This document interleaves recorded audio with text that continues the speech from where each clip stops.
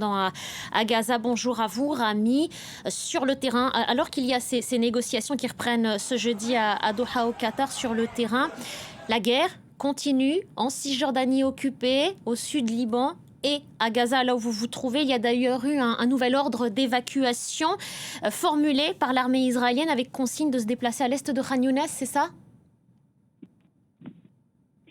Oui, depuis ce matin, on s'est réveillé avec une nouvelle ordre d'évacuation dans les quartiers de Al-Qarara, c'est à l'est de Khan Younes, et c'est l'ordre, le cinquième ordre pendant juste 3 semaines dans ce même zone, ou plutôt cette même zone.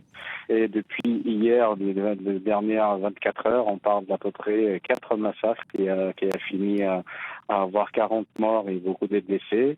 La guerre continue, les négociations et transferts. Tout à l'heure, il y avait le porte-parole de la branche armée du Hamas qui a dit qu'ils ont enquêté sur l'incident qui s'est passé la dernière fois où un des soldats qui était à la garde des soldats israéliens, ou bien plutôt des prisonniers israéliens, il a tué directement parce que il a appris que deux de ses enfants ont été tués dans un des massacres par l'armée israélienne. Donc c'était un acte de vengeance. Et en même temps, il a porté, je parle toujours de porte-parole du Hamas, de la branche armée, il a porté la responsabilité aux Israéliens à cause des massacres et des boucheries qui sont en train de le faire.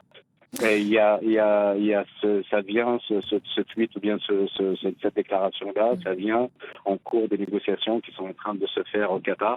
Donc peut-être c'est un moyen de faire pression de ce qui se passe au Qatar et de finir les négociations par avoir un cessez-le-feu à la fin du mois ou bien dans une semaine. Une tentative de pression, vous le dites à l'instant, avec cette déclaration d'Abu Obaïda que vous citiez. Rami, un nouveau bilan a été communiqué par le ministère de la Santé à Gaza. Il est effroyable. Plus de 40 000 personnes ont été tuées depuis le 7 octobre dernier. Comment est-ce que la population à Gaza, comment est-ce que les Gazaouis autour de vous regardent-ils cette nouvelle tentative, ces nouvelles négociations en vue d'un accord de trêve ? On le rappelle, le seul et unique remonte à novembre dernier.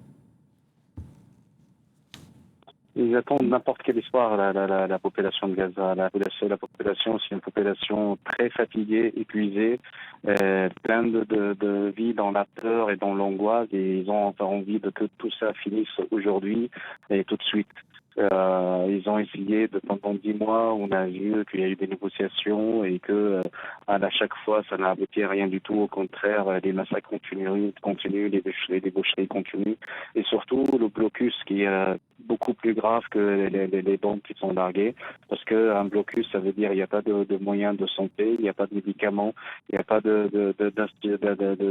outils pour les secouristes, pour aider les gens qui sont sous les camps pour les se faire sortir.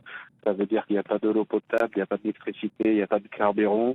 Il y a une population de 1,5 million de personnes qui vivent sous les tentes, sous les bases, dans des conditions de vie très très très dures, sous le soleil, avec un manque de tout, surtout la nutrition et de l'eau potable.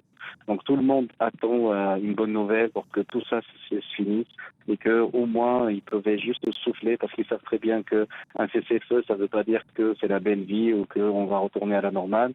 Non, il y a une autre guerre qui va commencer, c'est la guerre de la reconstruction et de rentrer chez soi. Mais au moins, il n'y a plus de danger d'être bombardé à n'importe quelle minute. Un grand merci à vous, Rami, pour ce témoignage depuis Gaza.